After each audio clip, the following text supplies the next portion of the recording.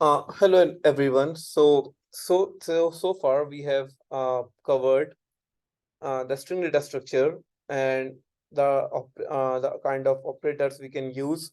For instance, if you will see, like we have covered the identity operators, arithmetic, Boolean, logical operators as well. So today class is about we will see this for loop, like how this for loop, while loop, nested loop, how these work. Because most of the time we work with loops. We have to do some task again and again, and their loops come into picture. So if you can see in the first example, this is a normal for loop. So again, I'm explaining this. This is a variable name, and to this name, this string is assigned to it. Now, what I have to do, I have to go and print every word of this string one by one. So the structure of for loop is to start with the keyword for, and this is a variable name. You can put it character, you can put it ch, you can put it anything. This is just a variable. And in, I told you, in is a operator which you have studied here. Uh, in is a operator which just go inside and then just check it if that word or that thing is uh okay, let me put it in easy words. So for now, just assume that in is just a syntax, okay? Or you can also assume in is the English alphabet which go and check whether that thing is the part of that thing. If there's a set and you have some numbers, whether those numbers are part of those set. So in the same way, the in operator work. This is a syntax of for loop, which means for each character inside this variable. So basic English. For each character inside this variable, what to do? Print each character. How this happen? Initially, your character will point to G. Print it, and I told you like this is the additional argument that print function can take. Let's remove this for understanding. Then again, G is done. Then again, your variable pointer move to I. Pointer means the current variable is pointing to where, to which place. Then the character is point to I. Then at G, then at I, then at space. In the same way, it print till last D. And inside the implementation of for loop, it is written the iteration stop iteration exception. If you will, I will show you code. So there's something like stop iteration exception, which means so this for loop came to know, okay, this is the last word and I have to stop here. If I run this code, you will see it will print every character of this word one by one. The for loop is not just used for the just to print something. It's not just used to print something. It is also used for to do the repetitive work, to do the repetitive task, to do some manipulation. Many things you can do with for loop. So for example, I'm giving an example like how we write production code in data engineering. Suppose you have to connect to database, okay, and you have provided the database connection string and all. But sometimes it happen the database connection is not successful at one place, just one time.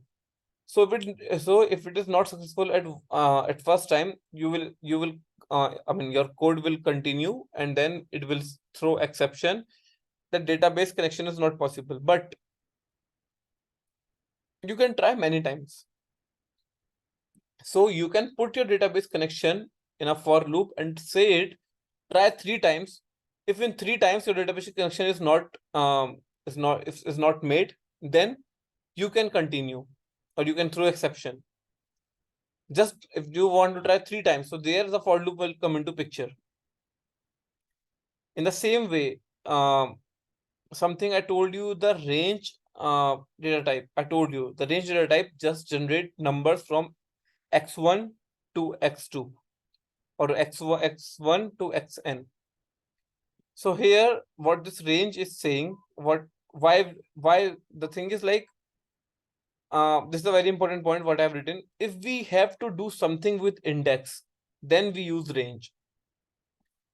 So suppose the problem is something like there is a okay, problem is something like this is the string, this is the string, and I will change it to the, this is a string, uh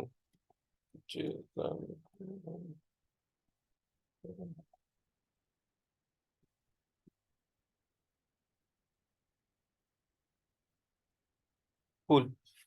So the problem is something like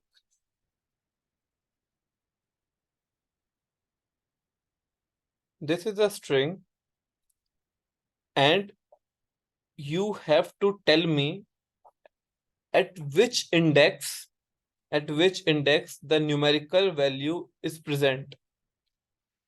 If you use this function, if you use this for loop, what this for loop will do, it will go on each item, and then you can check with the help of if statement. Let me use this for loop first to solve this problem. Let me use this for loop first. So the problem which I told you is go at each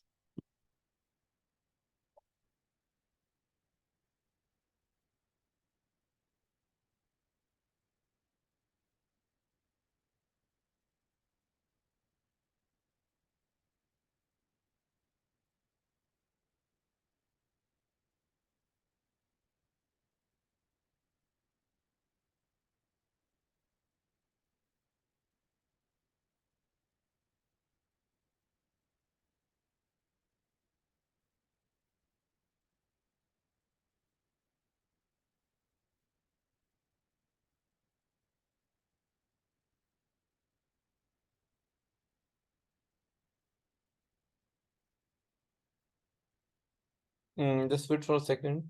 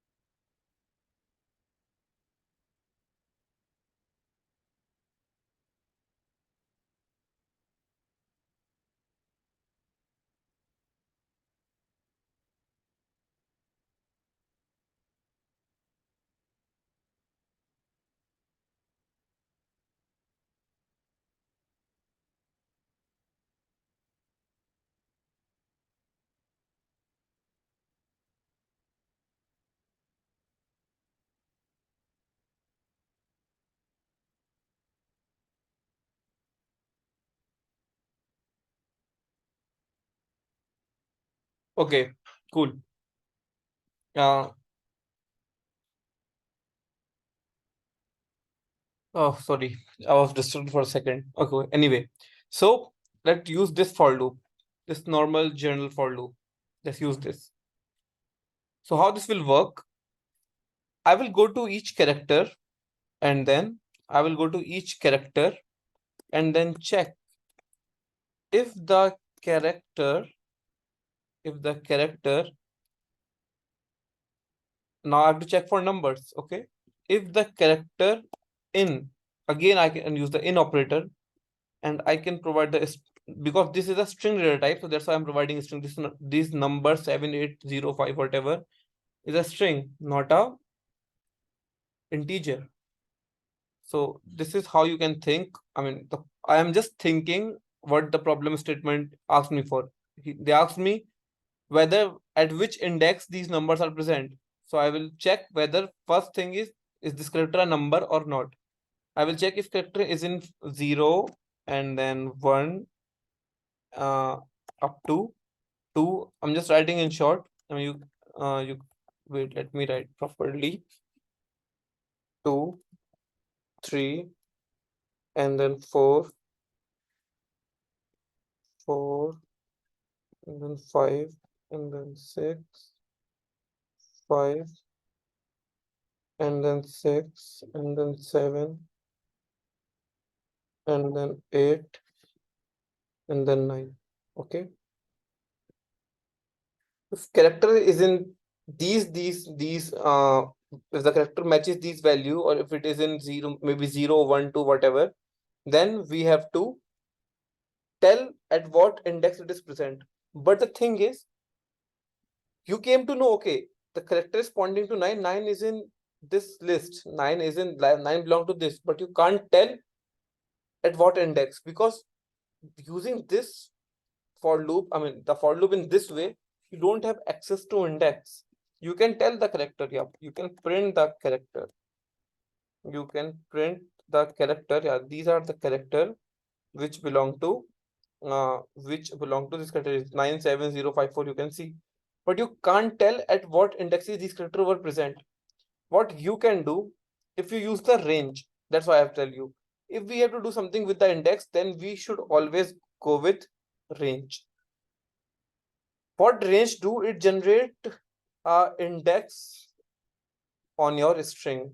So somehow, if you know the index start from 0, and if you don't know the length of the string is like 20, you know the indexes are from 0 to 19. So this is your index, and this is what step function. So I told you range is like start from 0. I mean, you can start from anywhere, but if you provide 0, start from 0. Length of your string, it is supposed to be like 20, and then 1 is like step start and -1. If the length is 20, it will stop at 19, which makes sense because index starts from 0. And then this is the step. If you provide 1, it will step by 1 by 1. Provide 2, will skip, like start from 0, take 2 steps at a time. So it will come at 2, 1 to 2. If you provide step as 3, it will directly jump from 0 to 3. So this is the range, how this work. And then if you will see, now according to problem, what we have to do, I have to tell them at which place, at which index the numerical value is present. So I will say, now in this variable n, just look carefully, in this variable n, I don't have access to the value inside the string. I have access to index, because this range function, this range function generate the numbers from 0 to n, 0 to length of the string. So if I will show you, if you will see what is inside the n variable, you will see inside the n variable there are numbers 20, 0 to 20. So this means the length of this string is 20. There are 20 characters. Now you got the index. But now what you have to do, you have to check at which, what is the index of the character which is not in the alphabet, but it is look like a number. I mean, it is still a data type of the data type of this character is still string, but it is a numerical value. So what you can do, again, you can use reuse this statement. You can say, now your variable is not n, not character, it is now n. Okay. But if you will say, okay, Karthik, you just wrote a wrong code, because you just told me n inside n, or I can see on my screen, inside n there are just numbers, because we have used the range. We are not comparing the characters, we are comparing the numbers, so it will give wrong output. You are right. So as I told you how to access a value from a string. So the string name is name. I will say name, and inside n is index. If I will say n of 0, it will give me j, n of 1, it will give me small z, n of 2, it will give me 9, n of 3, which it will give me I. So this is how the indexing work. You are saying this is my string, what is present at the index 3? So you will count 0, 1, 2, 3. You can say yeah, I is present at the index 3. This is how I am getting the numbers or the indexes, and if I provide this value n, so it will check for initially in n 0 will come. It will check name of 0. It will come at j. Okay, is j is in this? If it is, then do something. If it is not, then do something else. You have to do something for numbers. If it is in numbers, then what you can do? Now you have to print the index. And which variable has access to the index? This variable n has access to the index. Or let me write it more meaningfully. IND index, IND index, and then IND index. Look, the number 9 is at index 2, the number 7 is at index 6, and so on. So this is how second implementation of for loop. That's why I've written second implementation. This was the first implementation.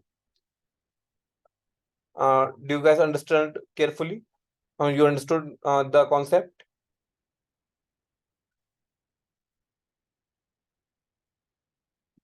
Yeah. Now, if we have to do something with index, then we use range. As I mentioned, this is another example. This is array in which the country names are present, and then I have to find at which index the country Norway is present. I know I have to work with index. I will clearly go with the range, and this is just a variable. You can put it where I or IND index, whatever you will say. Now this range will generate a number from like 0, 1, 2.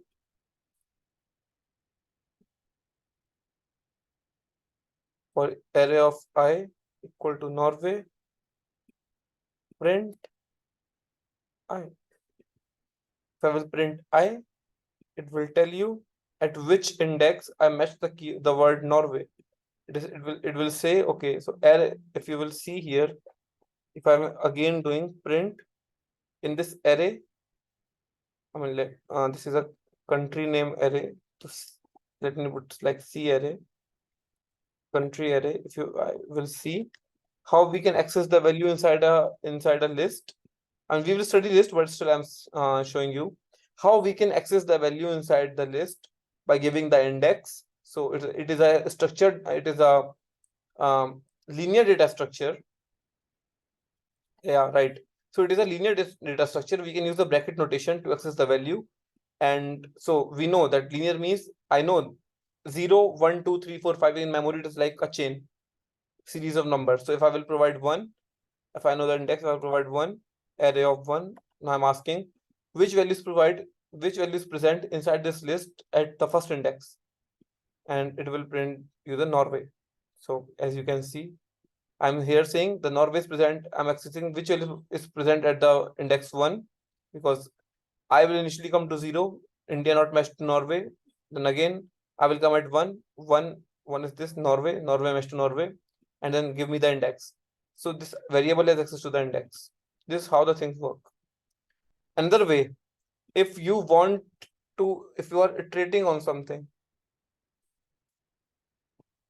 iterating on something, something means this is my colleague's name, Carmen, and I want to access index as well as the value. There is a function enumerate. Enumerate gives us the ability to access index and the character at the same time easily. You can use this and you can generate some functionality like enumerate as well. Okay, if you want to access the index, like you have to print like India is present at which index. So you can modify this code and you can see something like, if I just want to know India is present at which index and give me the value, show this value to the user. So if you will see, okay, yeah. Now I just want to know India is present, the country names are present at which index. You can say something like print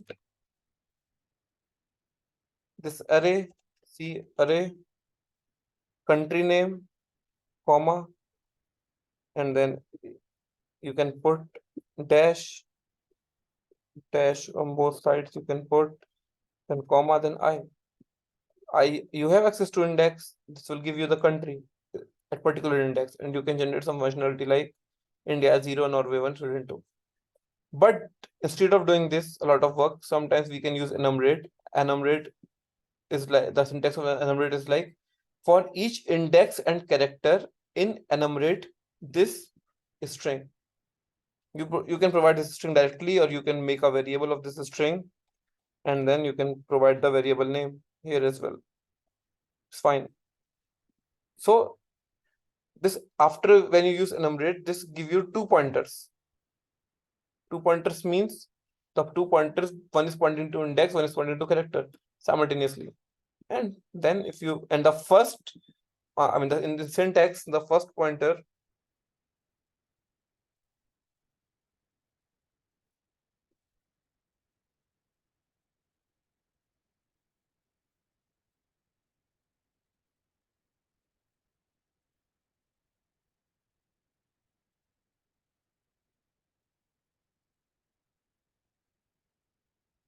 wait,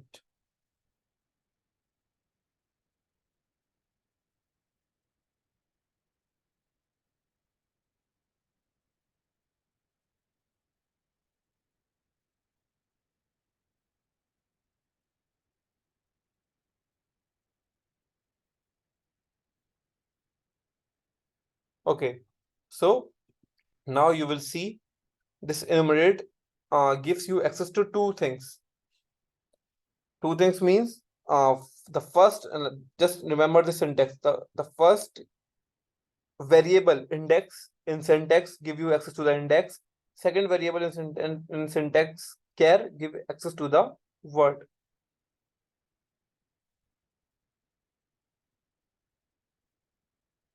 And then if you will use this enumerate function, you can get access to the both values simultaneously. This is the third way of simply using for loop in a certain way. So you can see index 0, the character C is present, index 1, the character 1 is present, and so on. Now there's one more interesting way to use for loop. This is the fourth implementation of for loop.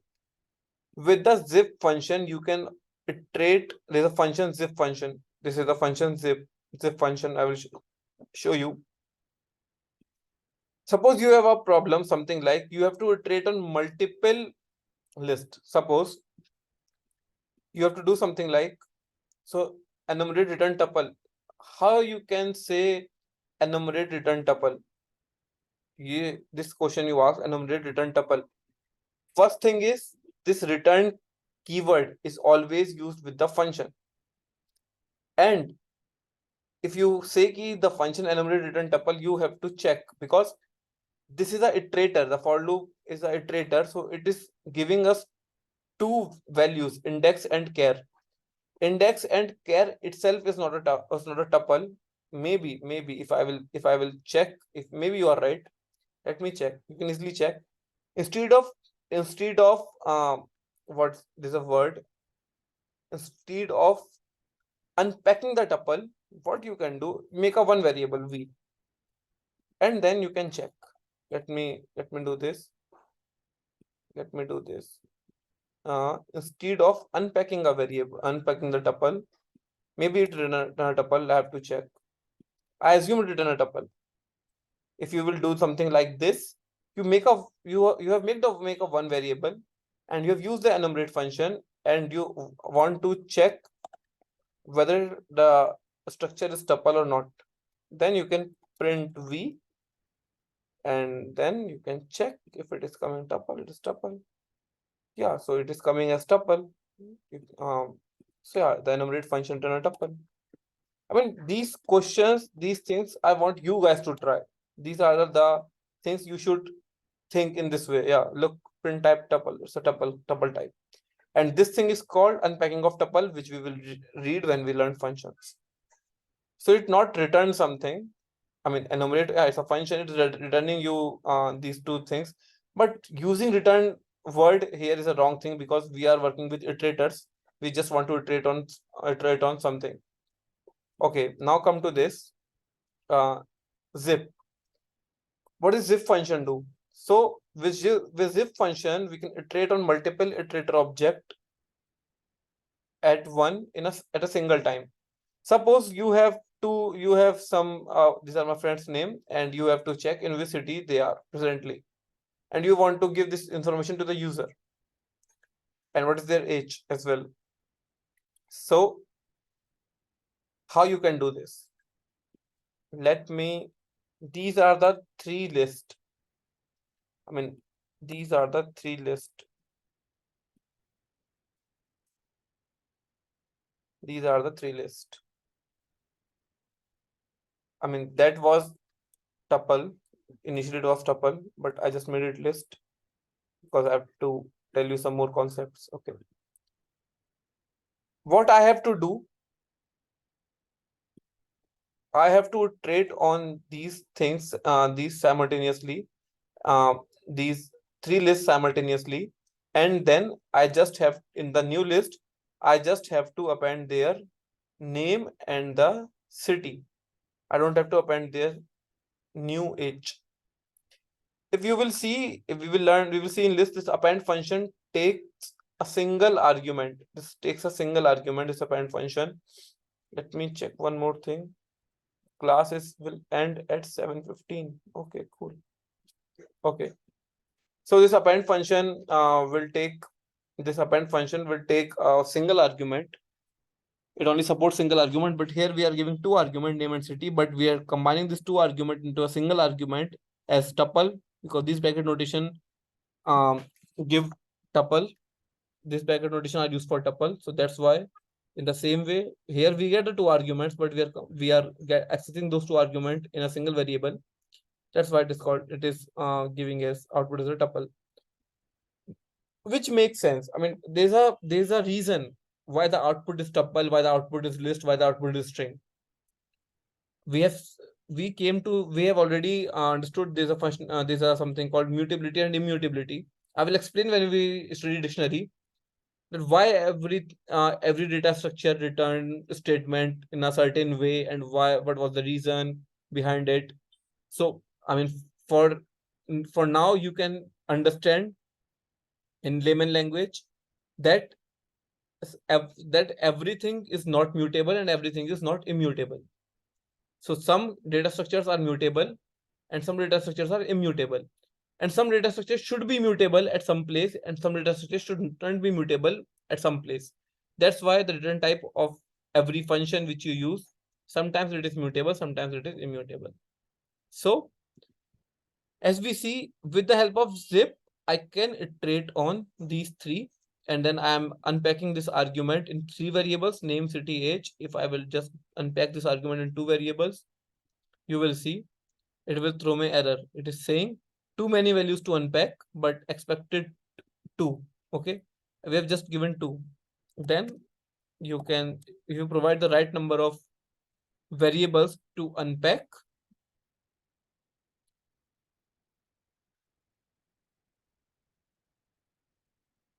if you give the right number of variables to unpack, it will work accordingly.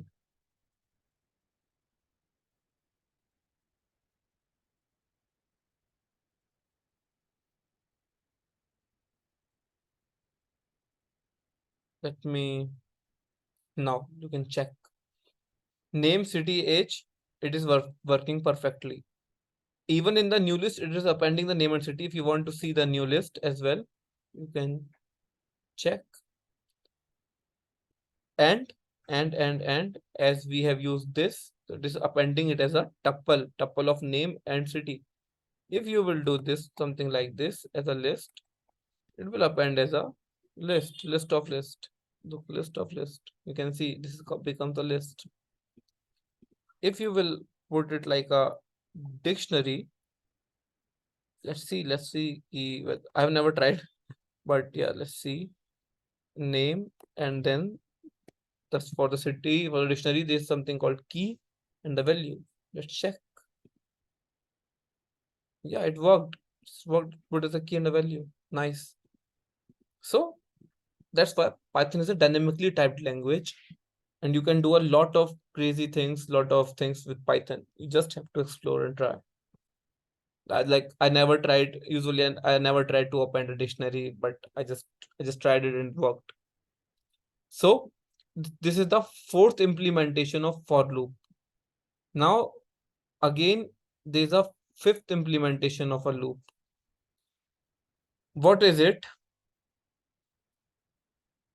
Okay, so the girl name, city name, and age in a list, and I have to use, here I have used a zip operator, but here I don't want to use a zip operator, I want to use a in operator. Okay, now how this will work? As you can see in my new list, there are two values. There are two values. Let's not make it a dictionary because it will become invalid case. Let's make a tuple. There are two values. Let me put one more value. Name, city, and then age. Put one more value. Name, city, and age.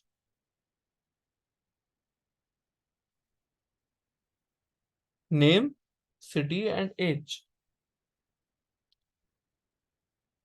Now use use this. What I am saying, go on my this list, and then at each index with the help of this in operator. Initially, my in operator for each, look, these are variable names for each variable in new list. Did it like the first implementation for each variable in list. Okay, but what I'm saying, instead my whole variable point to this, I will split my variables into three variables because I already know there are three values present at every index. The first index, three values are present. Second index, three values are present. And fourth, three values are present. If there is some mismatch in value, suppose there's three, but there's two, it will return error because here are only two values and you're providing three arguments to unpack. Here, what I'm saying, go at like split my pointer in three variables and then iterate on this list. And if you will see here, it is printing, it is working perfectly.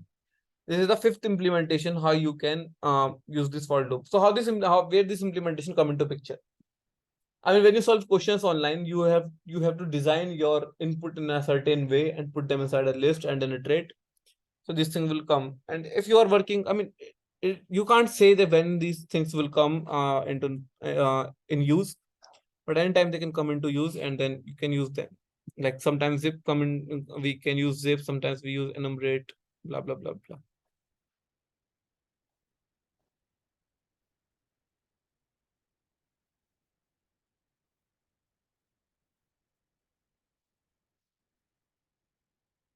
And now working of for loop with dictionary. This is the sixth implementation of for loop with dictionary. How the for loop we can use with dictionary. Here one more thing I want to tell you. If it is a tuple, then for loop, there's a same syntax to use for loop with the tuple, with a string, with a list, but with dictionary, it change. With tuple, it will work fine. Now, the sixth implementation of for loop with dictionaries. How? Let's see. The dictionary consists of three keys, foo, bar, and baz. Now, if I want how we can access the value inside a dictionary, this is the dictionary, and with the help of bracket notation, if you provide the key, the right key, the right key, it will give us the right value. So keep one more thing in mind.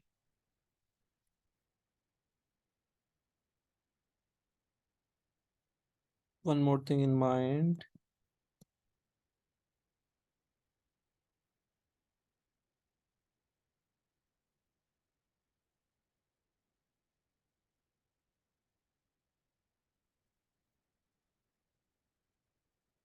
Okay, so keep one thing in mind that sometimes the interviewer trick some people, to check the knowledge.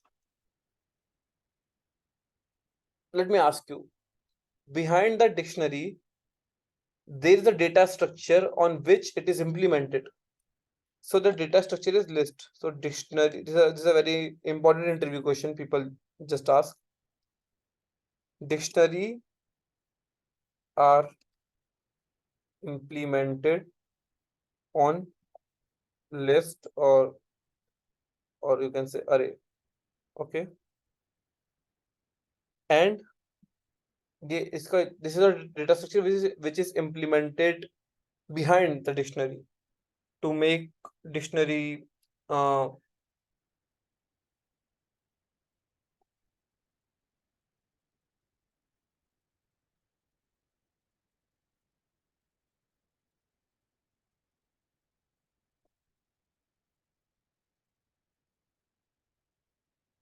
hmm. So yeah, one more thing I want to tell you. If I put this hash, dictionaries work on key and value. Dictionaries work on key and value, and that's why we can't. That's why we can't access the dictionary items with the help of index. So if I show you, because dictionaries are not the not the linear data structure inside the memory, it just remember, okay, I have this key, I will return the value. If I have will got this key, I will return the value. It is not like if you will say give me dictionary value at index 1, it will not return you this thing. It will, instead of it will throw an error. It will say key error. It's just no key. It will think, okay, one is a key, but one is not a key anywhere. So dictionaries, you can't access dictionary with the help of indexes. So you can't access dictionary with help of indexes. And one more thing, dictionaries are the most used data structure in data engineering. I've seen it. So you should have very good knowledge of dictionary. Now, let me check what is the type of this keyword D. And if you will see this variable D, this is the type of dictionary. And then the syntax to iterate on dictionary is for key comma value in dictionary dot items. Dot items is not a function, if you will see, because we are not providing any arguments. Dot items is a method, because when we use dot notation, it become a method, which methods internally which are functions, but when we access them, this is the method. So the items give you the ability to access key and value at the same time. This item method. So what I'm saying, go on this dictionary, you apply this method items. What this items method will do, it will give me the key and the value. And with the help of for loop, move ahead. Simple. This is how you should read for loop. If you will see, print this. It is printing key and value. But if you do something like this, as we tried u, let's check. Print u. What does u have? This u have a tuple. So we are decoupling the tuple here in the syntax. For each key comma value in dictionary dot items, do this. Second way, if you just want to access keys, you can do this. For key in dot keys will only give you access of key. here you can see you are only getting the key values, your keys. With the help of this dot value, you will get the only values. Sometimes we just want to know key, sometimes we just want to know value, sometimes we want to access both key and value. So this is how the thing works. Now coming back to the working of for loop with tuple. I mean, I have shown you above, so it works with tuple as well. Now come to the while loop. Have you guys understood the for loop? It's very important, and how we can use it with the multiple data structures and how it works, how we should read the for loop.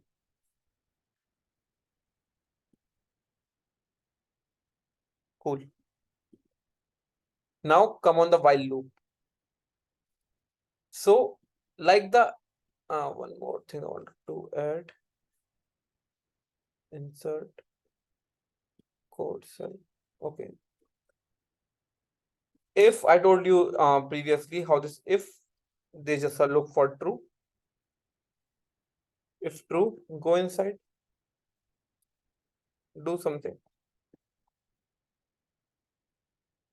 If one also represent true in computer science, or except zero, everything return, everything except zero or none, or there are certain keywords, do something. Let me check. If none is a keyword. Inside a keyword means those words which are the keyword means there's some words which are specific to certain programming languages, and we can't use them like a variable or something. So I mean, if you will say that sum is a keyword, and I'm using sum as a variable as well, it will work. But you can't use sum like this, or you can't make a variable none like this. So that's why. If none, do something. If 2 or 9 or 3, whatever, do something. If 0,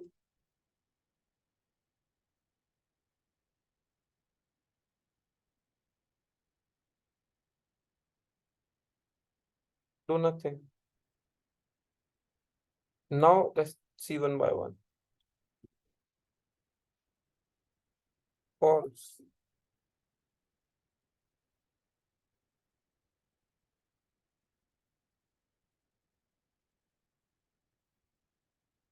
Cool. Now to enter inside a if statement, it just check here the condition. If it is true, allow me. Do something. Now again, 1 also represent true. Do something. Except 0, the numerical values, all the numerical values represent true. If 3, do something. If none, let me check for none. I don't remember. So let me check for none. If none, I guess allow. It will say not allow. Yeah, none will not allow. None means nothing is there. Not do nothing. 0 is a false statement. Except 0, every numerical value or everything, every if you will provide. Let me show you. If 0, it will not enter inside. But if you will provide a, and if a is in the memory, A is like k, then it will allow you. Okay. So except 0, everything is true. And then if false, then do nothing. The reason to told you this is how this while loop work. Let me check. I have given you an array of fruits. While loop will terminate if this condition become false. While loop will allow everything. If this thing is true, it will just keep going on. If this thing is true, if this thing become false, it will exit outside the while loop.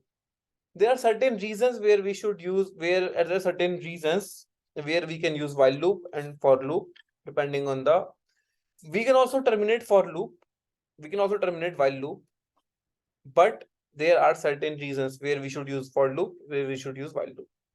In the same way, there are certain reasons whether you should use depending on the architecture and the requirement, whether you should use the SQL database, a relational database, or the no relational database, which is MongoDB or some other databases are there. So it's the architecture question. In the same way, there are some reasons where we should use while loop and for loop. Let's check how this while loop work. It will only terminate if this condition become false. That's all you have to know. It will only enter if this condition become true, like the if statement. It's kind of same. And this is the syntax. I'm saying I have initialized a variable I is 0, and I am saying the length of this array is 3. I is 0, 0 is less than 3. This means true. Go inside the while loop. I'm while looping on this array. Go inside the while loop. Initially the I is 0, print the value at 0th index. It will print papaya. Now, the catch with for loop and while loop is for loop is auto incremental because this is a range. It will increase automatically 1, 2, 3, 4 till end.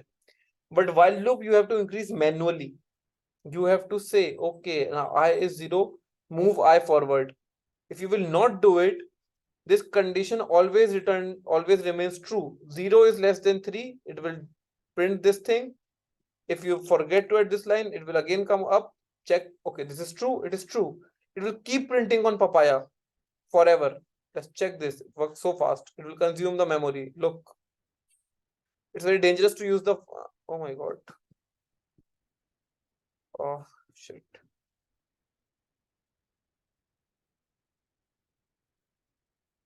It's very dangerous to use the while loop because you have to provide the terminating condition. Here I am saying increase I. Now I will become I equal to I plus 1, 0 plus 1, 1. 1 is less than 3, true. Then again it will print mango. Now it will again become 2. 1 plus 1, 2. 2 is less than 3, yeah, true. It will again become 3. 3 is less than 3. This condition will become false. It will never allow anything to enter in the while loop, and then while loop will terminate. Oh, fuck. The while loop will terminate.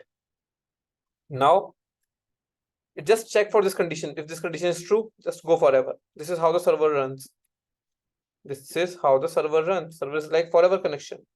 Server data center, they run. They always up 24 into 7, always have the power supply, always consume the electricity, always have the data, backup, everything. It's how server run.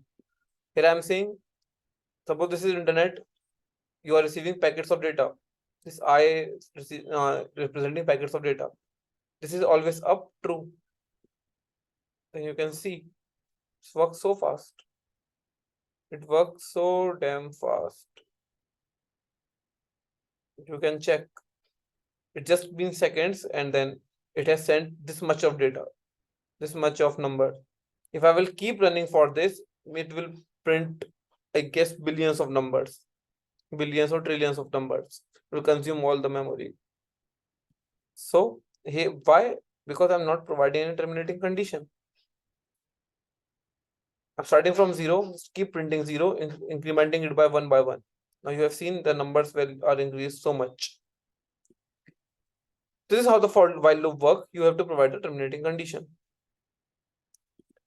And I told you, if the value is negative as well, it is true. So it will enter inside. If the value is 0 or none, then it will not enter inside. This is how the if statements, while loop, and all work. Now, this is a game I designed. Suppose this is a game. I want to ask what is the favorite sport. Suppose there are three of Sandhya. Let me ask what is the favorite sport of Sandhya. Then until she not enter her favorite sport, this loop will not terminate. With the help of break statement, you can exit out. With the help of break statement, you can exit from for loop, while loop as well. And now let's start this game. It is saying this game will run forever. The moment you enter the sport name. So ask Sandhya what is her favorite sport. She said it's like cricket. She said cricket. Then do it for okay, but I entered cricket, and then cricket match, I entered cricket, but cricket is the favorite sport of Ritesh. So I have to implement functionality like until Sandhya will provide her favorite sport. So let me use this code again. Cricket. It's Ritesh's favorite match, but not Sandhya's. It will ask me again. Then I will put baseball. It will say, okay, none of the sport match to the people. Go again. So how this is working? Coming, checking. Okay, cricket is there, Ritesh match, but I don't have to break. I have to keep looping. Okay, badminton not match, so I will not enter inside this elif statement. Okay, keep looping. In the between these two, nothing is match. Go to else. Okay, print this statement. Go to up. It is true still. Keep looping. With a break keyword, you can only break the for loop, while loop, whatever. So if you will say badminton, it will break. It will say Sandhya favorite match, and then it will this execution break. With the help of break keyword, you break from the while loop and for loop. Now, there are some nested loops. Means you loop inside a loop. And loop inside a loop, if the list is like this, list inside a list, it is called 2D list. And before that, I want to tell you, this is the array A, B, C. This is the array index. You know how to access element that provide print array, the array name and the index you will get to access the elements. In the same way, how you can access the elements from a 2D list. So it is a list inside list, which means how you can access element of 2D list. Here you can see this is your array. This is your array, and then you want to say what is the element present at 1 1 1. Let's check what is the element presented 1 1. What is the element presented 1 1? Then you can see if I run this code, it is giving me E. It is giving me E. So it is something like first index, sorry, zeroth index. At zeroth index, we have this ABC. First index, we have this. Second index, we have this. Third index, we have this. Inside it, at zeroth index, we have ABC, which is at 0 1 2 2 index. 0 1 2 0 1 2 0 1 2 again. So I'm asking which element is present at first index, and again first index 1 1. This is 0th index. It will give at when I provide this 1, it will give me this. If you will see, if I just provide this, it will give me this on 2D list, this whole DEF. Now again, go inside DEF and tell me, I will get the DEF. Now it become a 1D list. Which element is presented at index 1? I can provide 1. The element E is present. So this is how the 2D list, you can access element inside from a 2D list. Now let me tell you this thing. This is the way you can iterate in from on a 2D list element something. Now let's check this for each outer in range length of the array. So now you got the, as I told you, this range function will give the element from this range function will give the number from x1 to xn. You are saying print outer, then again print. Now you are saying for each inner range length of the population. Let me defer the length of the population. Let me put something else.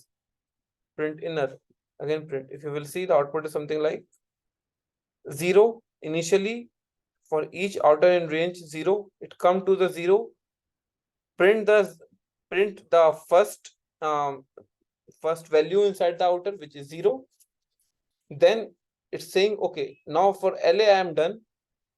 For each inner range this. Now it will iterate on this population, this whole population, and finish it.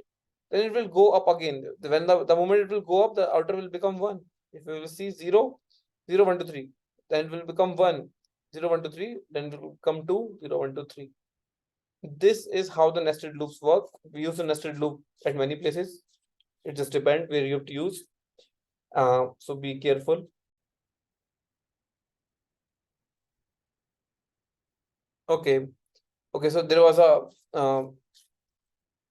power cut. Anyway, so this is how we should use the for loops. I mean, this is the way how we use the nested loops, and then we can see um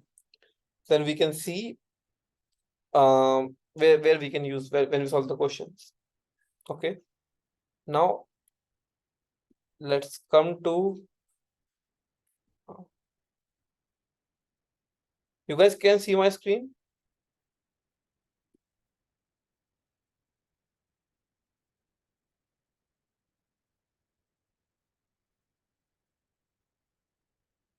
Oh no, sorry. I assume you can now see my screen. Okay. Now,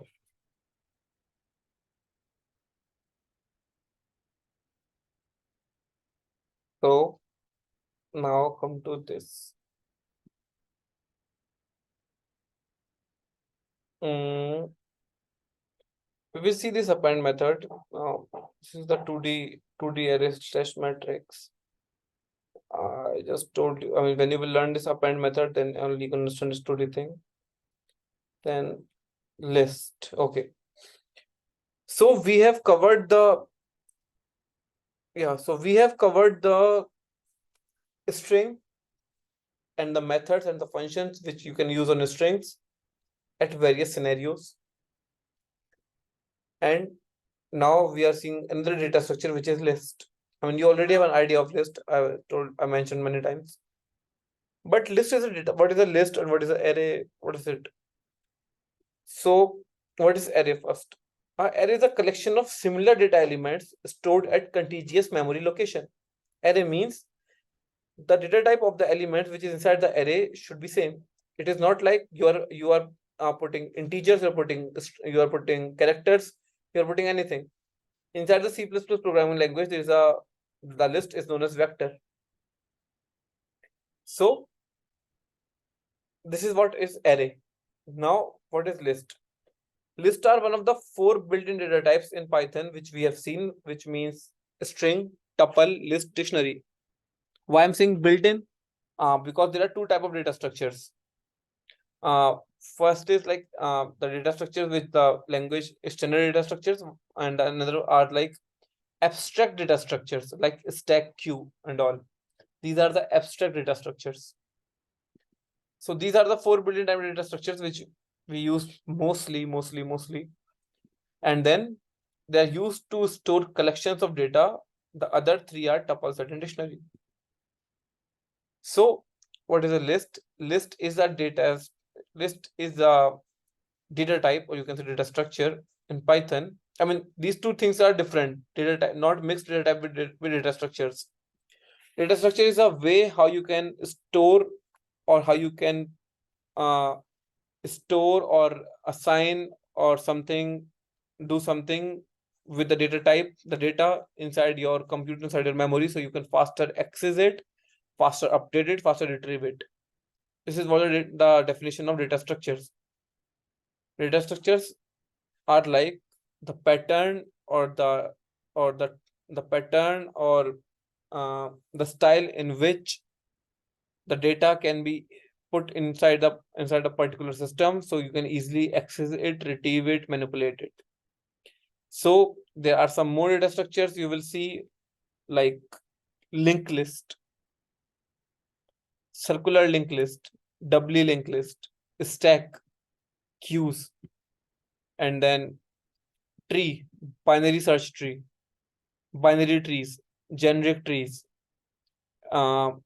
and then red black trees and all. So these are the data structures which are abstract, created by us. We can see some pattern, and then we can say, okay, this is just in the graph, the Google Maps and all of the internet, whatever, work on graph inside your memory. This program counter, everything you write here, work on the basis of stacks, queue, double-ended queue. So these are all abstract data structures. And just remember this one thing, as I mentioned in my first lecture as well. To implement these data structures, you will use whatever I'm teaching here, the basic programming. But there's a pattern to do something. There's a pattern to do something. For example, if I ask you,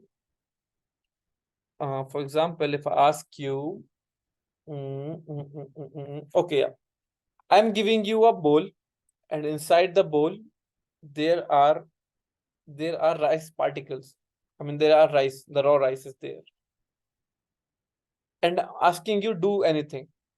You have 10, 20 pieces of rice, do anything. If I ask this thing to every person, they will come up with something, whatever they want. They will come up with something. But what the root element they use the rice, but they come up with many structures. Okay, in the same way, if I give a bowl of rice to the people and some ingredients to them, and I'm asking them, cook anything, whatever you want. So they will use the raw thing, that is rice, and then they will cook certain things, which could be same or could be different. I assume it could be different.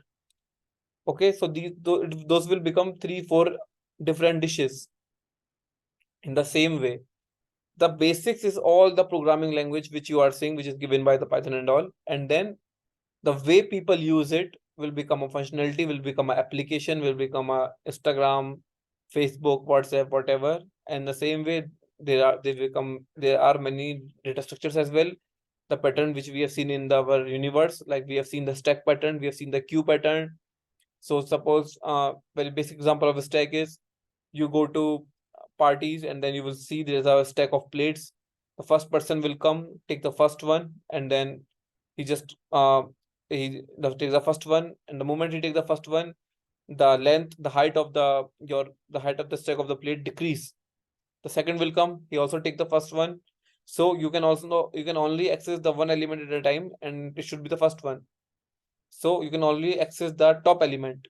But if in the same way, if you have to, if I ask you, implement the queue functionality on it, so every person will come, take the bottom one, and then move up, take the bottom one, move up. So this will become a queue functionality. If I'm saying I have arranged the plates, not in the form of not like a tower. I have arranged the plates in form of vertical shape. Anyone will come, take the first one, take the last one, or take the in between. I mean, they can access any element. So it will become another data structure. This is how we have come up with something. These are abstract data structure, but to implement this, we use whatever we are seeing on the screen. I mean, if you have to implement a stack or queue functionality, you will use this list as only list. You will use this list, can implement a stack or queue functionality. Now, coming to the list, we have 1 hour. List is there. We are not moving slow. I mean, I have enough time to complete this whole course or program. I just want to give best. So yeah, let's see. This is how you can initialize an empty list simply, which is a wrong way. I mean, which is sometimes the wrong way. If you know how many items are going to be there in your list, you should always use 0. Which okay, let me tell you this. Okay, initialize an empty list. You initialize an empty list like this. You are printing the type of it. Then you can see you're printing the type of it. It is a list type list. You guys can hear me, right? And you guys can see my screen as well. Yeah, cool. Okay.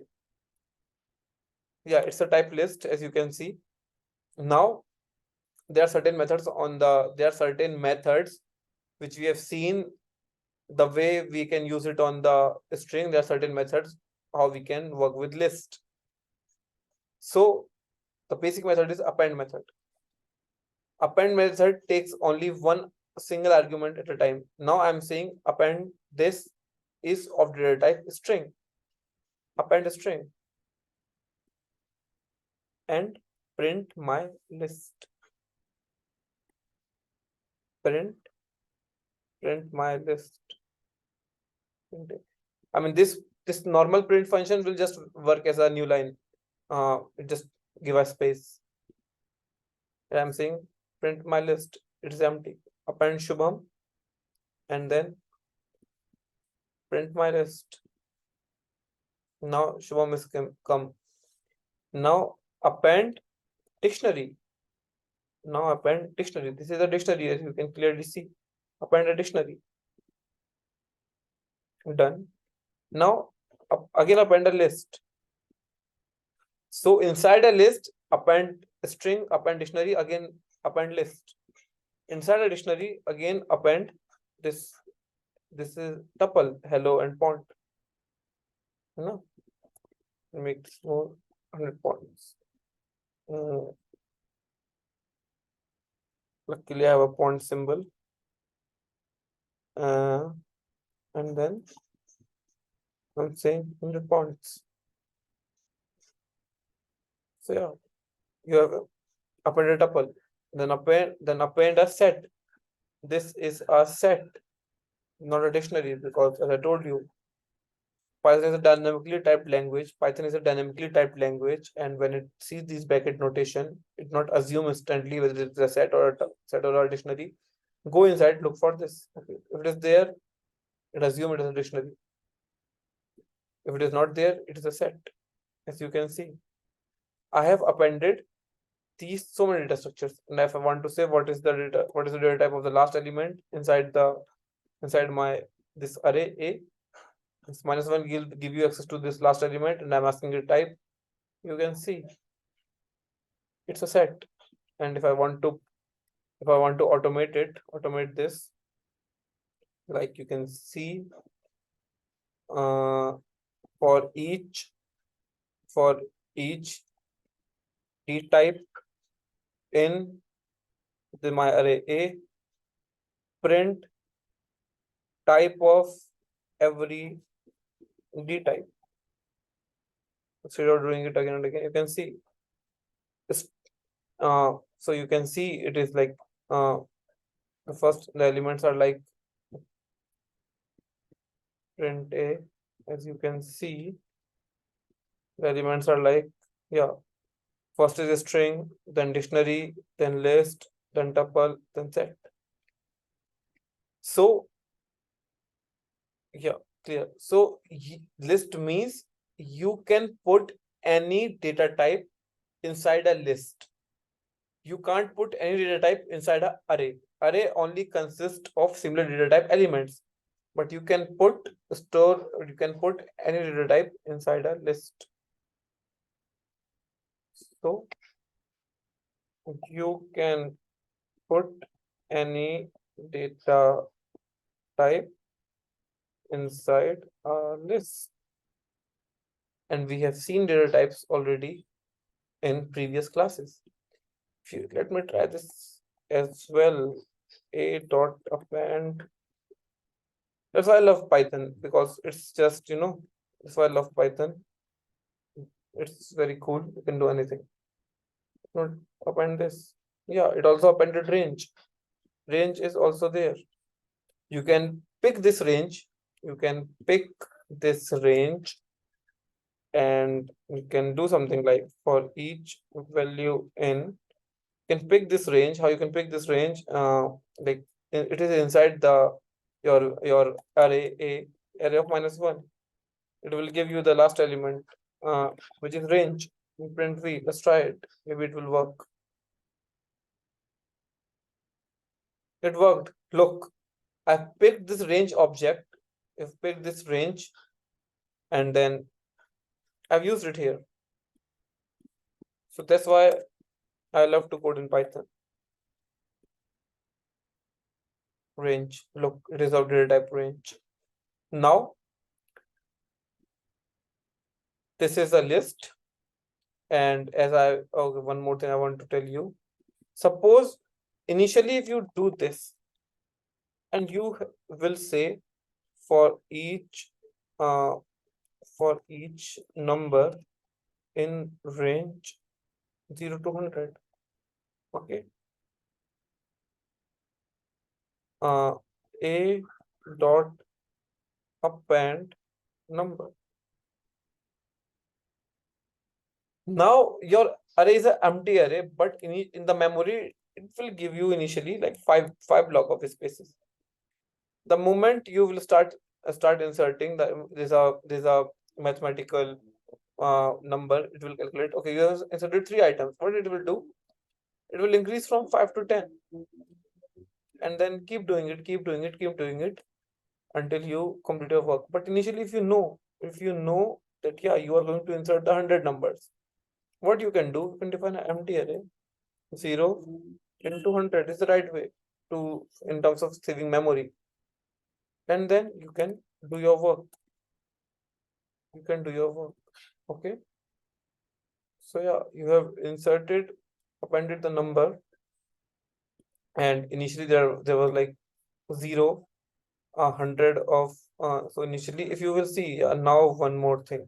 Now one more thing, if you will look clearly, you have initially given 100 block of memory, and then you are appending some numbers. Okay, numbers from 0 to 100. You will see there are so many zeros which are present initially, and after that these numbers will come into picture. This is what the concept which I wanted to tell you: 0, 1, 2, 3, 4, 5, 6, 7.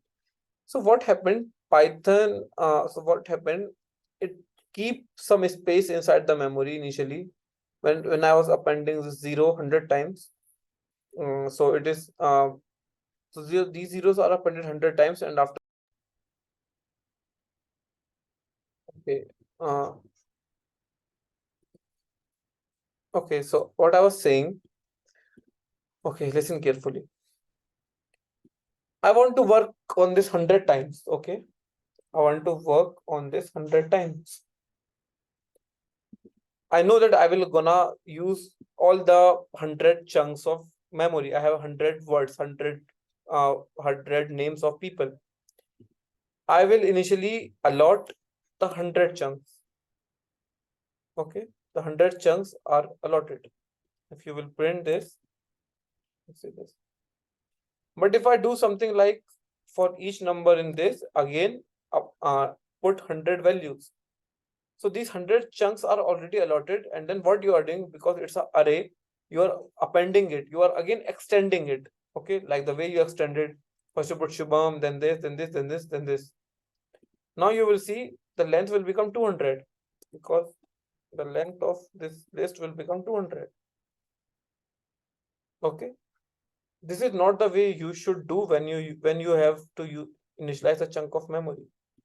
You have to go at every index and then manipulate that value, which means you have to go at every index and manipulate that value, and that thing can only be understood by a program. We will see like if you have used those 100 chunks of memory and you want to do some operations on those 100 chunks, so go on each index, do the operation, and then come back. So instead of here I'm saying a equal to array dot append, what I will say,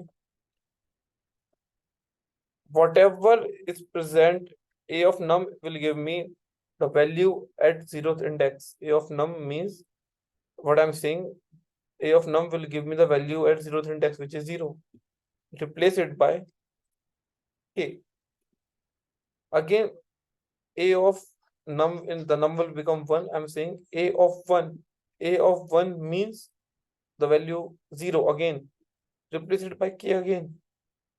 So you will see now the length become 100. It's not expanding. And then if you will see, I have used those 100 chunks of result blocks.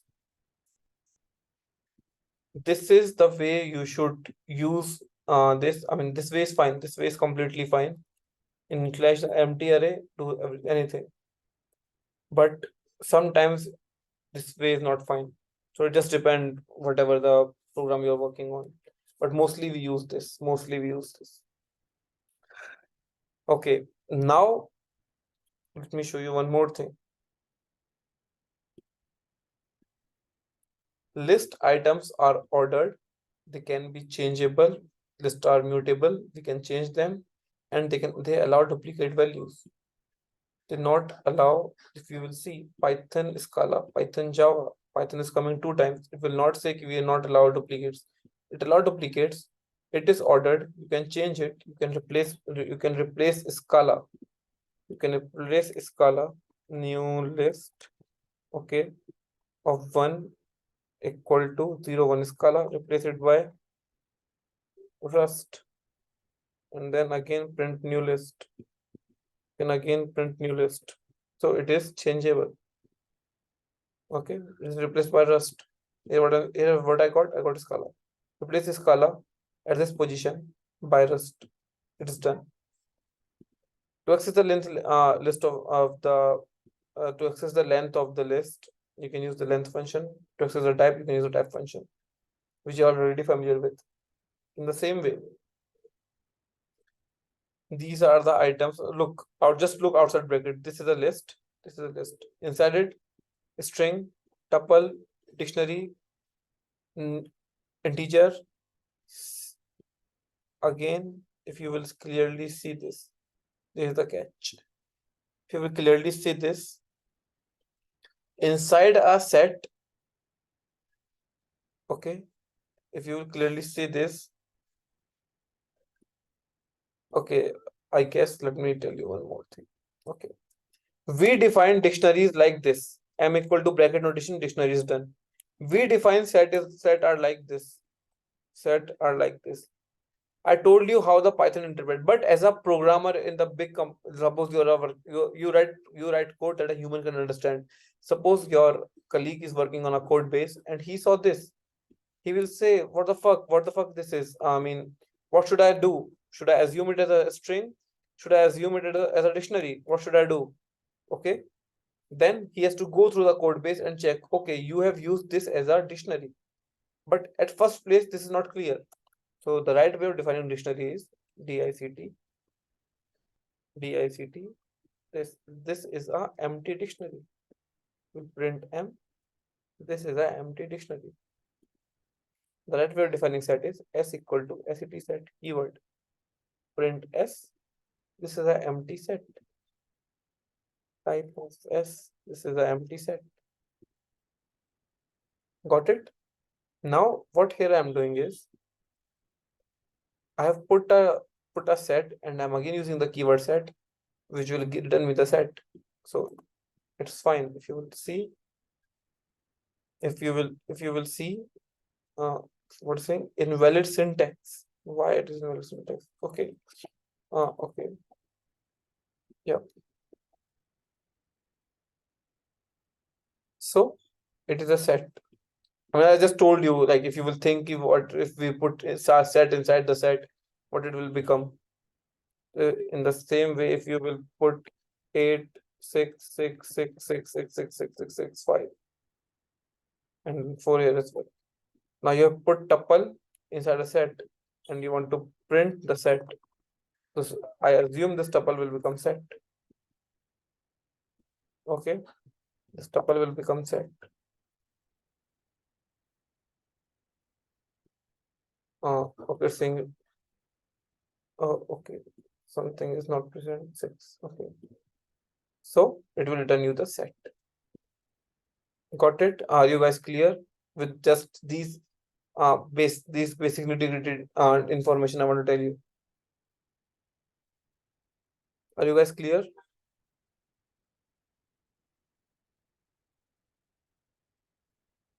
Okay, now let's start this list as a constructor. So if you can see the list as a constructor, what this means, I don't know whether this recording will be saved because my internet got disconnected 3 times.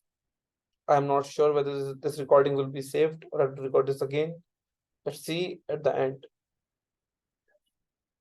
Let's see at the end. list as a constructor. What this means? I told you something called typecasting. I told you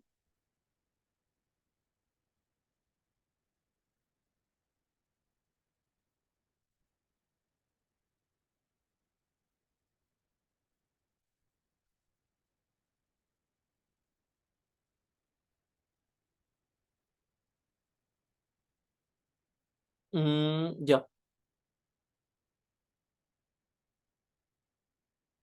Wait for a second. Let me recollect my thoughts.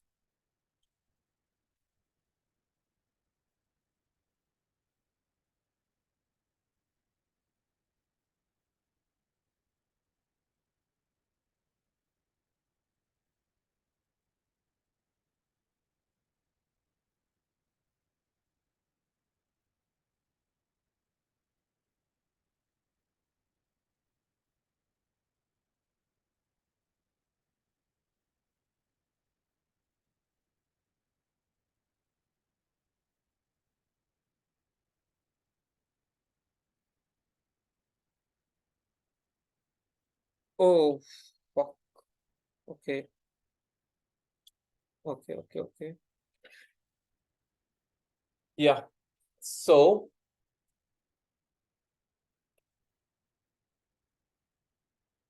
just wait, guys. Okay, list as a constructor. Give example of this. Okay, cool. So, as I've told you, there is something called as I told you, there is something called typecasting. In the same way, we have in the same way, uh, there is something called constructor, which if I will, um, what is constructor in programming? A constructor belongs to a particular class object that is instant, which we can I mean, this is the complex word. So the constructor initialize the object and can provide access to the private information. Okay, cool. So if you will see here, a is a integer, and then I'm printing what is its type. You will see, okay, it's type integer. Here I am saying, okay, make this integer to string, and then print this type. You are saying make it as a string. It's fine. Now here we are constructing this tuple to a list. That's why I'm saying list as a constructor, how you can use. A is a tuple, A is of type tuple, A is of type tuple.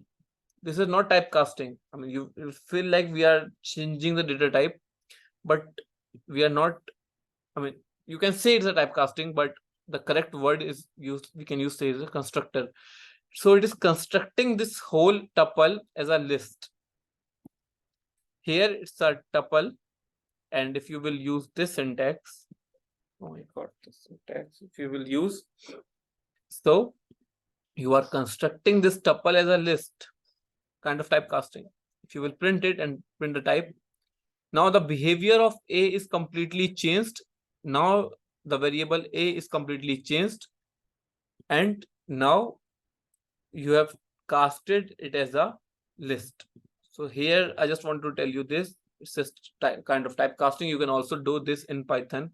You can typecast the data types from other to other, and like tuple to list, list to tuple, and whichever is possible, you can do it. If you can't typecast this tuple to a dictionary, because there's no key value pair kind of system, you can't typecast it. So there are some limitations as well. Okay.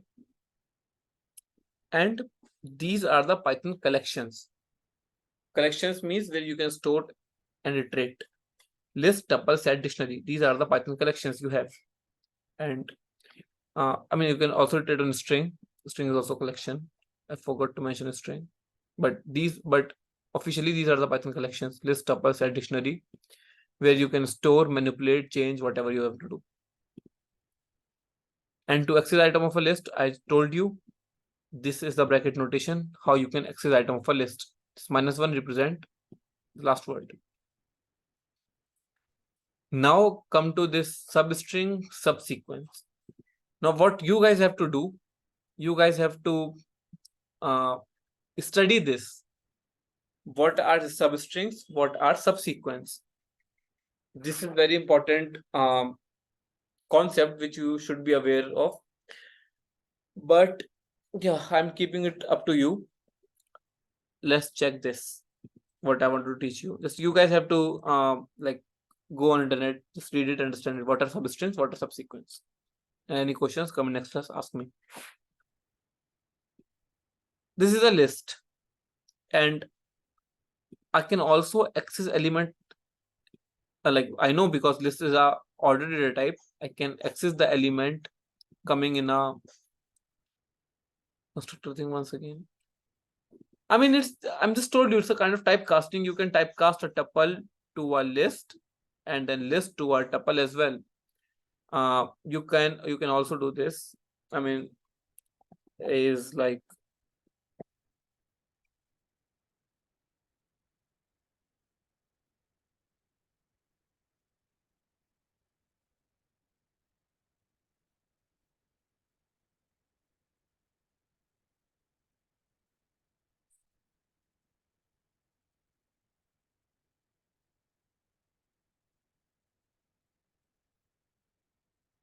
okay.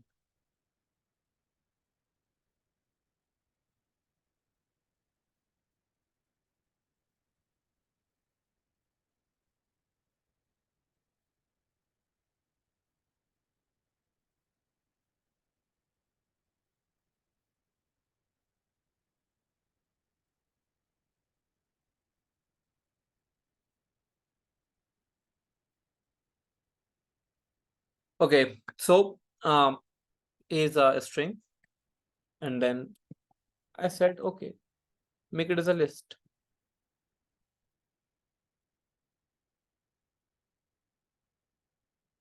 B list A, print B.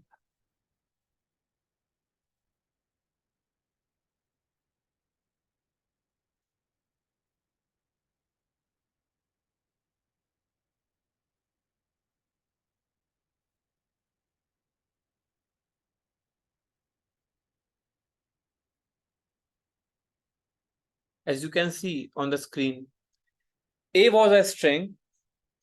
Now it is constructed as a list. This is the concept I want to tell you.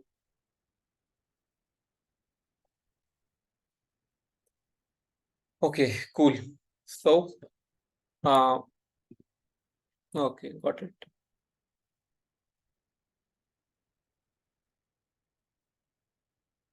Yeah, so I was teaching you this.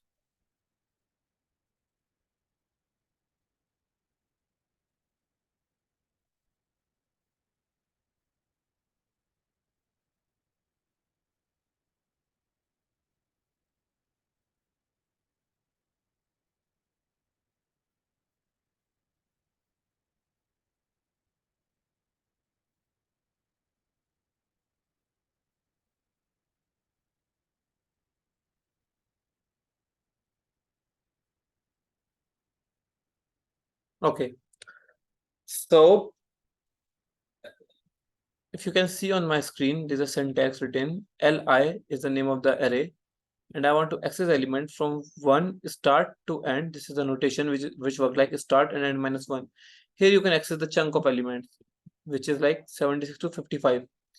Start at index 1, end at index 3, which is like end -1, 3 -1, which is index 2. So here you can see it is giving me the element from.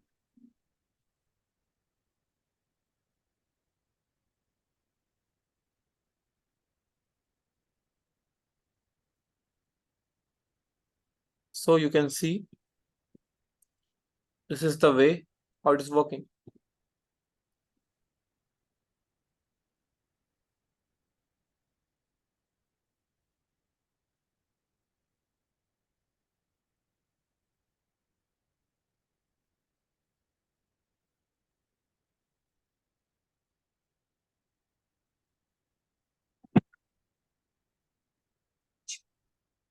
Do you guys understood this thing? This a way how you can access the elements.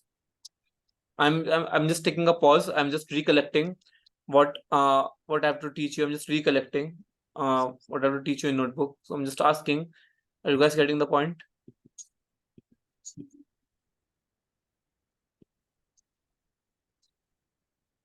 Okay.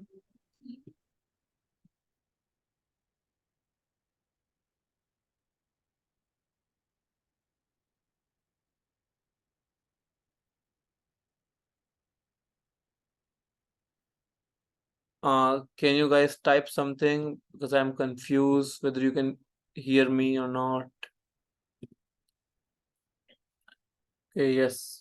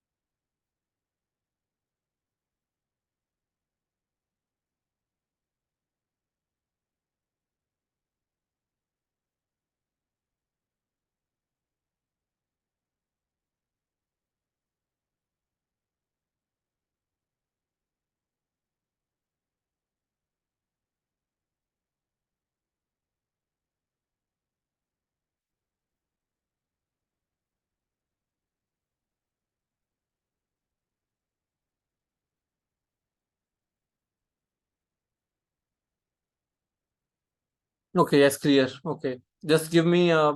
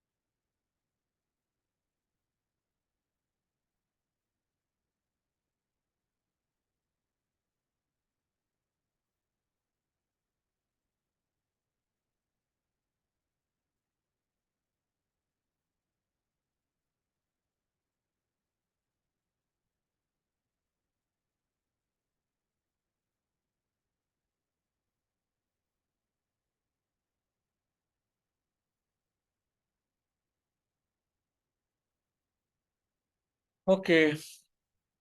Okay. So yeah, got it. We have just some minutes. Let me tell you quickly. These are the basic concepts you can understood in just one line.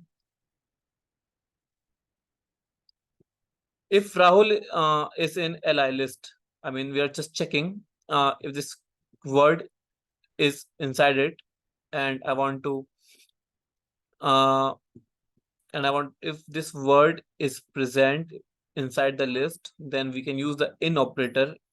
I told you. Okay.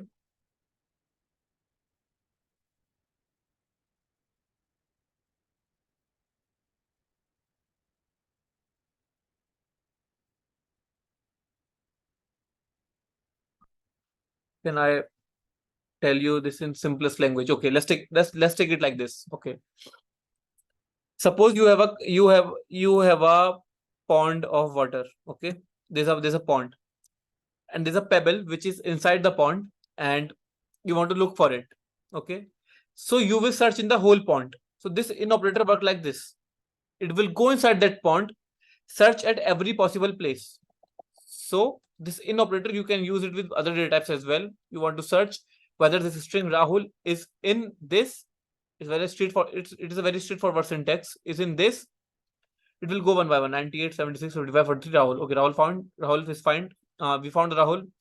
Return true and print true. Whatever. Do whatever you want to do. Or In the same way, this in operator can be used with a tuple as well, with a dictionary as well. If you want to check whether the dictionary keys exist, whether in the dictionary the keys exist, then just go and do. Just go and look for it.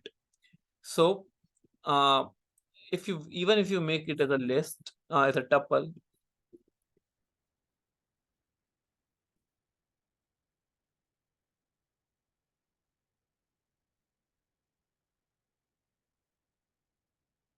let me make it as a tuple, and if you can see, this also works on tuple as well.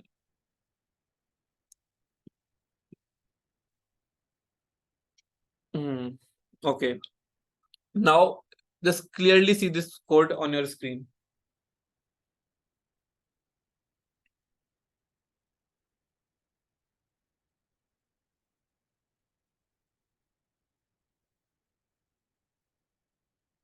Okay. Mm,